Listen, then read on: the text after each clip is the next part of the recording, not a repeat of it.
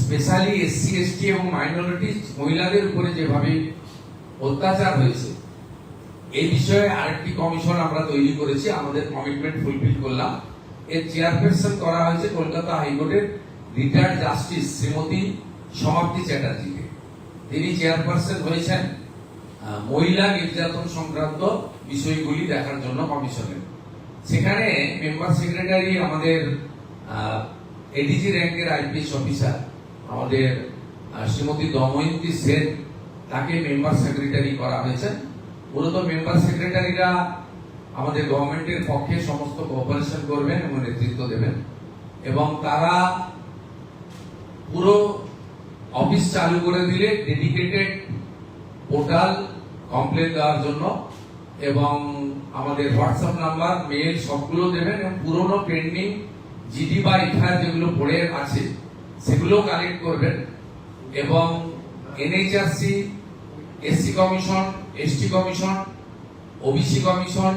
Minorities commission, শিশু ও নারী অধিকার কমিশন, রাজ্য এবং কেন্দ্রের যত রেকমেন্ডেশন এখন অব্দি পড়ে রয়েছে সেগুলো ওনারা প্রাথমিকভাবে নিয়ে নেবেন, এবং এই দুজন মেম্বার সেক্রেটারি চেয়ারপারসনের পারমিশন নিয়ে তারা বিভিন্ন থানা এবং জেলাতে স্পট ভিজিটও করবেন এবং স্টেটমেন্ট রেকর্ডও করবেন। সবাইকে কলকাতা আসারও দরকার হবে না, এবং জনশুনানির মতো আয়োজনও বিভিন্ন থানা স্তরে তারা করবেন, এবং এর পুরো বিষয়টা তারা বিস্তারিত আকারে অফিস পেয়ে গেলে চেয়ারপারসনের সঙ্গে কনসাল্ট করে আপনাদের মাধ্যমে জনগণকে জানিয়ে দেবেন, এবং এইটা একেবারে ওয়ার্ল্ড লেভেল, ভিলেজ লেভেল পর্যন্ত মানুষ জানতে পারবেন, তারা তাদের অভিযোগ নথিভুক্ত করবেন। এক্ষেত্রে কেবলমাত্র সুপ্রিম কোর্ট, হাইকোর্ট এবং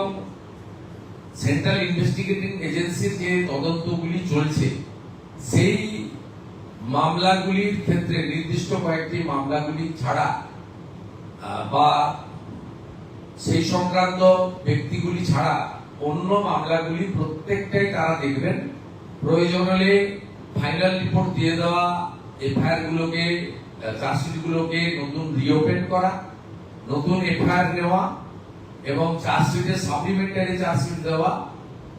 এবং দৃষ্টান্তমূলক শাস্তি কনভিকশনের ব্যবস্থা করা, সেটা মাননীয় দময়ন্তী সেন মহোদয়া, member secretary of this commission, under the guidance এবং under the recommendation of the chairperson retired justice Samapti Chatterjee, তার গাইডেন্সে করবেন।